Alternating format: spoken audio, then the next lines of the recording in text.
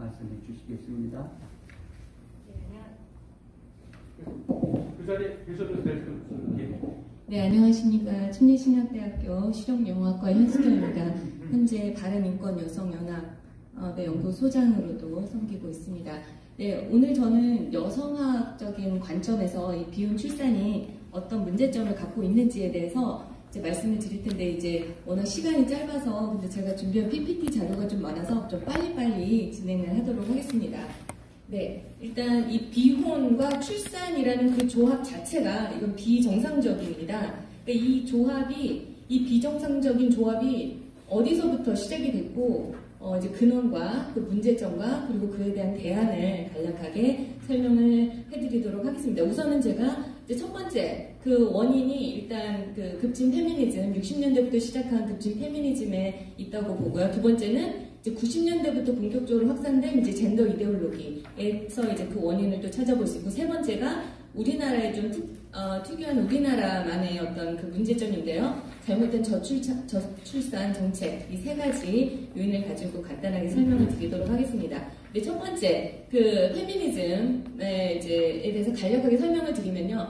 페미니즘의 키워드는 가부장제입니다. 그 가부장제라는 그 말 자체가 가정에서 아버지가 리더 역할을 한다라는 뜻인데, 이게 이제 어떤 식으로 이 사람들은 확대 해석을 하냐면, 남자가 가정에서 이제 권력을 가지고 행사한다라고 이제 얘기를 하는 거죠. 그게 이 사회 전반의 불평등의 근본 원인이다라고 이야기합니다. 네, 그리고 그로 인해서 여성은 가정에서 그리고 나아가서 사회에서 억압, 그리고 이제 착취를 당한다라는 게 이제 페미니스트들의 이제 아주 공통된 논리입니다. 그런데 이 사람들은, 이 페미니스트들은 얘기하길 이 가부장제를 지탱하는 요소들이 있는데, 바로 그게 결혼, 임신, 그리고 출산, 그리고 이제 자녀 양육이다라는 거죠. 이걸로 인해서 가부장제가 더 탄탄하게 유지가 된다. 그러니까 이 가부장제가 문제인데, 가부장제를 타파하기 위해서는 결국은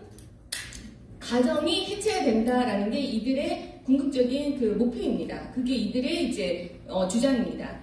네, 그래서 이제 어떻게 보면은 그 페미니즘의 그 어떤 뿌리 역할을 하는, 데모 역할을 하는 시몬드 보부아르가 여성은 태어나는 것이 아니라 만들어지는 것이다 라고 49년도에 제2의 성에서 이제 이야기를 하는데, 여기서 이야기하는 것은 뭐냐면, 이 세상에, 이 가부장적인 사회에서 성은 오로지 하나다. 남성 하나밖에 없고, 여성은 그냥 부수적인 제2의 성일 뿐이고, 여성 자체의 어떤 정체성은 존재하지 않는다라고 얘기를 합니다. 그렇기 때문에 여성의 정체성을 찾기 위해서는 이 가부장적인 이 구조에서 이제 벗어나야 된다라고 이야기를 합니다.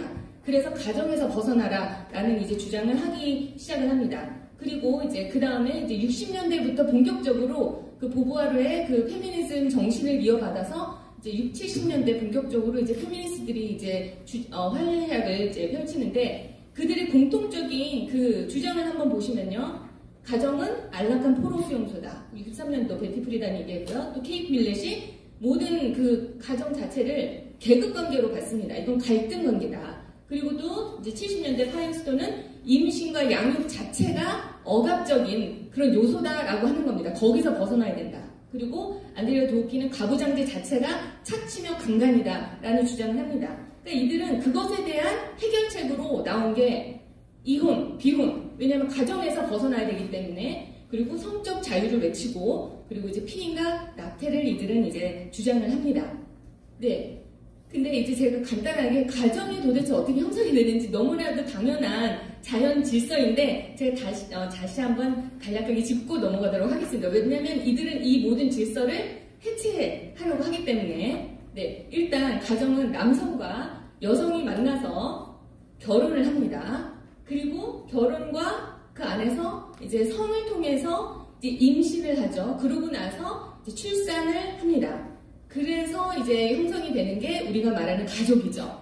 이건 너무나도 당연한 이야기를 제가 말씀을 드리는 이유는, 지금 이 페미니스트들은 이 모든 질서를 하나하나 다 분리를 시켜놓고 있습니다. 일단 남성과 여성을 의도적으로 분리를 시켜서 갈등 관계를 만듭니다. 그러므로 해서 이제 그 사회 전반에 이혼과 비혼 문화가 전반적으로 퍼지기 시작합니다. 그래서 하나 나타난 게 1969년에 무책이혼법이 이제 법으로 이제 제정이 되는데 이게 무엇이냐면 어떤 특별한 잘못이 없더라도 한쪽이 이혼을 원하면 다른 그 상대방의 그 의사를 물어보지 않고도 이혼을 할 수 있는 그 법입니다. 그게 69년도에 통과가 됐고요. 그 다음에 당연히 남성, 여성이 만나면 결혼을 하는데 결혼과 함께 결혼이라는 테두리 안에서 저희가 성을 자유롭게 나눌 수가 있습니다.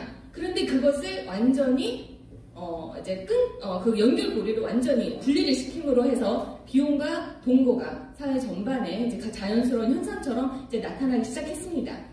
그리고 당연히 성은 임신으로 연결이 되게 돼 있습니다. 근데 그것을 의도적으로 이들은 또 끊어내죠. 그 결과 피임이 굉장히 보편화되는 어떤 그런 사회의 그 현상으로 나타났는데 이게 1960년에 피임약이 보급이 되면서 이게 더 그 피임을 조장을 하는 그런 이제 문화가 이제 만들어졌습니다.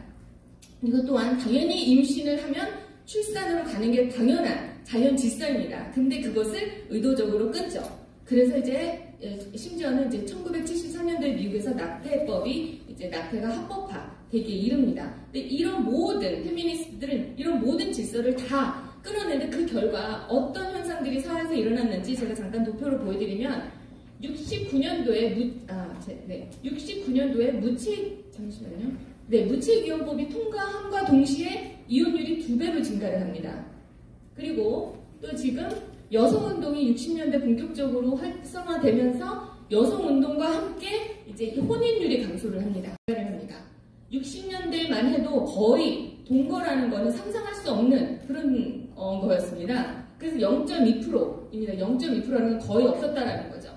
그런데 지금 2018년도에 대해서는 14.8% 거의 14배, 15배가 증가를 했다라는 것이죠. 그리고 그 당시 68년도에는 81.5%가 결혼한 상태를 유지를 했습니다. 25세에서 34세 사이. 근데 2018년에 와서는 그게 결혼율이 이제 반토막이 나는 현상을 저희가 볼 수 있습니다. 지금 미국의 현상입니다. 미국. 그리고 또 피임약이 60년도에 보급이 됨과 함께 출산율이 급감을 합니다. 그래서 59년도에 3.7명이었는데 출산이 근데 이제 2018년도에 와서는 1.7명으로 줄어듭니다.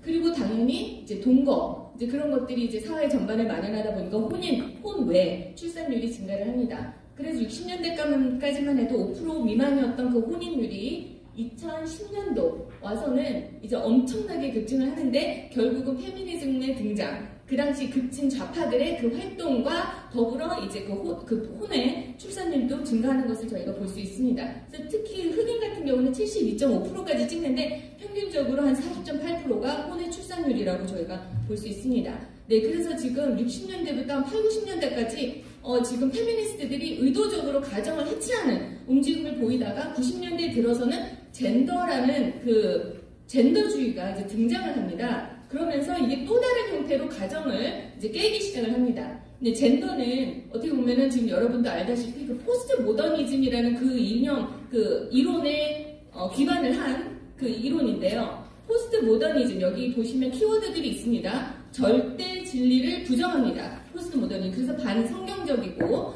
반전통적이고 반과학적이고 기독교적입니다. 성경적입니다. 그래서 다양성, 유동성을 이들은 주장을 하는데 그거에다가 성을 딱 대입하니까 젠더 이론이 만들어집니다. 다양한 성, 유동적인 성. 그리고 또 밑에 그 진리는 절대적인 게 아니라 내가 느끼는 게 진리다. 주관적인 진리들, 복수형으로 바뀝니다. 그러면서 거기다가 성을 딱 대입을 하니까 성은 주관적으로 인식할 수 있다라는 개념이 만들어지는 거죠. 그리고 밑에 지식, 이 시대를 초월하는 지식이 존재한다고 저희는 믿습니다. 그동안 계속 믿어왔고, 그리고 보편 타당한 어떤 질서가 있고 지식이 있다고 했는데 포스트 모더니즘에 와서는 사회 문화에 영향을 받는 것이다. 사회 문화의 역사에 따라서 바뀐다라는 얘기를 합니다. 그것을 성에 대입을 했더니 성은 사회 문화적으로 영향을 받는다, 형성이 된다라는 이제 개념이 만들어지죠. 그리고 밑에 변화무쌍한 자아에다가 성을 딱 만들어냈더니 성은 변화무쌍하다, 자유롭게 바뀐다라는 개념이 만들어집니다. 그래서 이제 젠더 이론이 만들어졌는데 거기에다가 이제 한술 더 떠서 90년대에 들어와서 주디스 버틀러라는 사람이 또 다른 지금 1번의 포스트 모더니즘 플러스 성에서 젠더 이론에다가 더 하나 더 붙입니다. 젠더 수행성 이론이라는 걸 만듭니다. 이건 뭐냐면 사회 문화적으로 만들어질 뿐만 아니라 젠더는 반복적인 수행을 통해서 내가 누구를 향해서 내가 이제 그 성적으로 누구한테 끌리느냐 그거에 따라서 젠더 정체성이 만들어진다는 겁니다. 타고난 성에 의해서 내가 여성으로 타고났으면 남성한테 끌리는 게 아니라 내가 반복적으로 어떤 성을 향해서 내가 이제 그 마음이 감에 따라서 내 정체성이 만들어진다는 거죠. 질서가 바뀐 거죠. 그래서 3번에 보시면 이 수행을 통해서 젠더 정체성이 만들어지고 그걸로 인해서 생물학적인 성도 바꾸는 그런 시도가 있어 오는 거죠. 이게 지금 젠더 이론이 지금 흐름을 잠깐 저희가 볼 수 있습니다. 네, 그래서 지금 잠깐 요약을 해드리면 이 성이라는 개념 자체가 보부아르에서 여자는 이제 만들어지는 것이다라는 개념에서 생물학적인 성을 근거로 해서 뭔가 약간 사회적으로 이렇게 형성이 되는 어떤 그런 개념이 이제 그때부터 이제 약간 이제 논의가 되기 시작을 합니다. 하지만 그 당시 젠더 개념은 있지는 않았습니다. 그러다가 1960년대에 와서 젠더라는 용어가 만들어집니다. 그 존 머니라는 성심리학자에 의해서 젠더, 후천적으로 이제 만들어지는 성 해가지고 젠더라는 개념이 만들어지면서 완전히 생물학적인 성과 사회적인 성, 젠더라는 개념 자체를 만들어서 의도적으로 그걸 분리를 시킵니다. 그러다가 이제 90년대에 버틀러에 와서는 거기 또 하나가 더 붙습니다. 성적 지향. 아까 전에 젠더 수행성 이론을 말씀드리지 않았습니까? 그래서 성은 행위, 반복적인 행위로 구성된다. 함으로 해서 이 모든 이 성이 원래 하나였던 이 성 개념이 완전히 구분, 완전히 이렇게 난도질이 된 그런 상황에 도달을 한 거죠. 그래서 지금 페미니즘의 젠더를 제가 잠깐 정리를 하면요.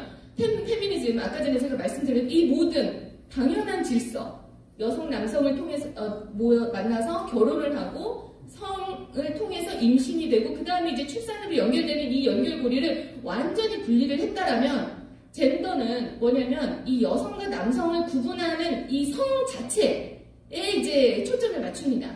그래서 여성, 남성의 문제가 아니라 이 성에 초점을 맞추면 그거를 완전히 세 개로 분리를 합니다. 그러므로 해서 이들이 공통적으로 무엇을 하려고 하느냐? 전통적인 가족, 이 가정 자체, 가정이 만들어진 근간 자체를 없애려고 하는 거죠. 네, 그것을 여러분이 지금 흐름을 통해서 보실 수 있습니다. 그리고 나서 이제 그 다음에 이제 우리나라로 한번 돌아와 보겠습니다. 저희 나라는 페미니즘과 젠더 이 이론이 이제 90년대 이후부터 이제 들어왔는데 그 전에 저희 나라 자체에서 벌써 산하 제한 그 정책이 있었습니다. 그렇죠. 그래서 1960년대부터 본격적으로 이제 제가 덮어놓고 났다 보면 거짓골을 못 면한다라는 그 슬로건을 내세우면서 계속 산하 정책을 지금 제한 정책을 이제 시도를 합니다. 그래서 실제 그 당시 대여섯 명이었던 그렇죠 그 가정이 지금 보면 출산율이 4.5에서 2.9명으로 줄었는데 그 당시도 계속 딸아들 구별 말고 둘만 낳아 잘 기르자. 그래서 제가 학교 다닐 때 저희가 지금 셋인데 저도 모르게 셋인 게 굉장히 창피했던 그런 분위기였던 게 제가 지금 기억이 납니다. 모두 다 2명이었던. 네. 그러다가 8, 90년대 와서는 이게 이미 그 속도가 붙은 거예요. 그래서 나라에서 뭐라고 하지 않아도 이미 자연적으로 그게 이제 줄어들고 있으면서 근데 남아선호 사상이 여전히 있었기 때문에 지금 딸 하나 잘 키운 딸 하나 그 열아들 부럽지 않다라는 저기를 하면서 이제 의도 선택적인 마크를 하지 말도록 이렇게 합니다. 그러다가 2000년대 와서는 심각성을 알은 거죠. 그래서 이제는 출산 장려 정책으로 이제 바뀝니다. 근데 그때는 이미 그 속도가 벌써 그 산하 제한 그거에 대한 영향과 페미니즘의 유입으로 계속 줄고 있었던 거죠. 그래서 지금 잠깐 이제 보시면 저희 그 출산율이 어떻게 급감이 됐는지 70년대부터 엄청나게 지금 급감이 되다가 90년대 여성이 이제 사회 진출이 증가를 하는데 이게 페미니즘이 동시에 유입이 된 게 또 하나의 그 굉장히 큰 영향을 줍니다. 그래서 계속 보시면 줄다가 지금 현재 0.92명까지 지금 떨어진 그 상황을 저희들이 보실 수 있습니다. 그리고 또 당연히 혼인도 감소하는데 이 원인을 저희가 잠깐 보면은요. 결혼 연령층이 90년대 본격적으로 이제 감소를 했는데 60, 70년대 아이들이 적게 낳지 않습니까? 그 아이들이 90년대에 이제 결혼하려는데 이제 결혼할 아이들이 지금 없는 거죠. 그 성인들이 숫자가 확 줄어드는 거죠 이미. 그러니까 결혼도 안 하는 사람들도 성인도 없는 데다가 아이도 이제 낳지 않는 그 분위기가 되다 보니까 이게 훨씬 더 악순환, 그러니까 악화되는 거죠. 그 속도가. 그래서 이제 90년대 본격적으로 혼인이 감소하면서 그때부터 아이 출산율도 확 더 줄어들기 시작을 합니다. 그리고 네, 이혼율도 페미니즘과 젠더 그런 그 이념의 그 유입으로 이혼율도 함께 증가를 합니다. 그러니까 아이를 낳을 수 있는 상황이 만들어질 수가 없는 거죠. 그리고 또 이에 대해서 정부가 이제 저출산 대책을 세우는데 지금 2006년도부터 본격적으로 1차, 2차, 3차 하면서 이제 정부에서 저출산 고령화 대책위원회를 만들어서 3차에 거쳐서 이제 시행을 하면서 예산을 엄청나게 투입을 합니다. 그래서 2006년도에 2조 1,445원을 투입을 했는데 2014년도에 24조까지 투입을 하기까지 이르렀습니다. 네.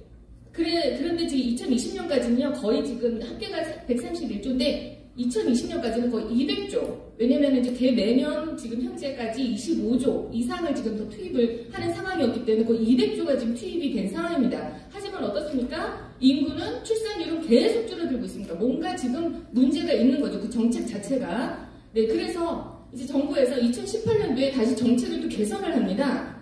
그래서 어떻게 개선을 하냐면 지금까지는 출산율이나 출생아 수에 이제 굉장히 초점을 맞췄는데 여기서 또 문제가 뭐냐면 대상을 누구를 잡았냐면 이미 결혼한 자들, 이미 출산을 한 자들에 초점을 맞춰서 그 돈을 예산을 엄청나게 쏟아붓습니다. 그래서 저도 이제 개인적으로 제가 이제 아이를 둘을 낳았는데 매달 몇십만 원씩 들어왔습니다. 그게 다 이 예산에서 들어온 거거든요. 근데 저는 받으면서 도대체 이게 왜 필요한 거지? 나는 이거 없이도 애 잘 키울 수 있는데 이미 결혼한 사람들은 그 돈을 받는다고 아이를 더 낳거나 하진 않는 거죠. 이미 결혼한 사람들은 이미 1.5명 정도는 최소 낳고 있었습니다. 근데 문제는 뭐냐면 미혼자들이에요. 결혼하지 않는 자들인데 거기에 지금 정부가 대책을 크게 마련을 하지 않았던 게 굉장히 큰 문제입니다. 그런데 2018년 이후에 어떤 대책을 내놨냐면 이제 더 이상 출산율에 연연하지 않고 그냥 개인의 삶의 질,